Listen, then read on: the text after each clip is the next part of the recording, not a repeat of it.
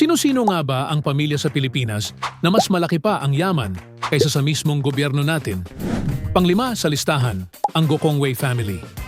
Ang kabuuang yaman nila ay tinatayang nasa 168 bilyong piso. Pagmamay-ari nila ang malalaking kumpanya gaya ng Cebu Pacific, Robinsons Malls at Universal Robina. Nagsimula ito kay John Gokongwei Sr. na mula sa simpleng negosyo na ipasa ang imperyo sa kanyang mga anak. Pangapat, ang Tan Caktiong family. Ang kanilang yaman ay nasa 176 bilyong piso. Sila ang may-ari ng Jollibee. Pero hindi lang yan, kasama rin ang Mang Inasal, Chowking, Greenwich at Red Ribbon. Alam mo ba?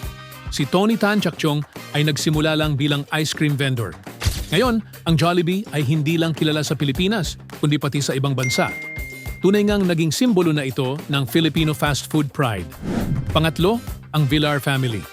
Ang yaman nila ay nasa 800 bilyong piso.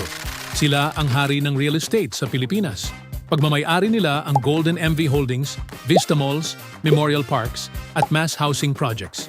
Kung gugustuhin nila, kaya nilang magpatayo ng halos 800,000 bahay para sa mga Pilipino. At ngayon, may sarili na silang syudad, ang Villar City sa Cavite. Bukod sa negosyo, nasa politika rin sila. Pangalawa, ang Razon family. May net worth sila na umabot sa 864 bilyong piso. Alam mo bang sila ang may hawak ng pinakamalaking port operator hindi lang sa Pilipinas, kundi pati sa ibang bahagi ng mundo? Sa kanila ang International Container Terminal Services na nag-ooperate sa Asia Pacific, Europe at Amerika. Si Enrique Razon Jr. ang namumuno ngayon, ipinagpatuloy ang negosyo mula pa sa lolo niya na nagsimula matapos ang World War II. Ngayon, hawak nila ang malaking parte ng logistics industry sa bansa. At nangunguna sa lahat, ang C family. Sila ang kaisa-isang trilyonaryo sa buong bansa, mayaman na 1.2 trilyong piso. Sila ang nasa likod ng SM Group.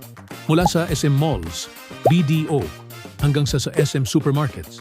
Nagsimula ito kay Henry C. Sr. na nagtatag ng SM. Ngayon, nasa kamay na ng mga anak niya ang isa sa pinakamalalaking business empires sa Southeast Asia. At walang duda, patuloy pa silang lalago sa mga susunod na taon. Ngayon, isipin mo ito. Kung ikaw ay ipinanganak sa isa sa mga pamilyang to at ikaw ang tagapagmana ng bilyon-bilyong negosyo, ano kaya ang una mong gagawin sa yaman mo?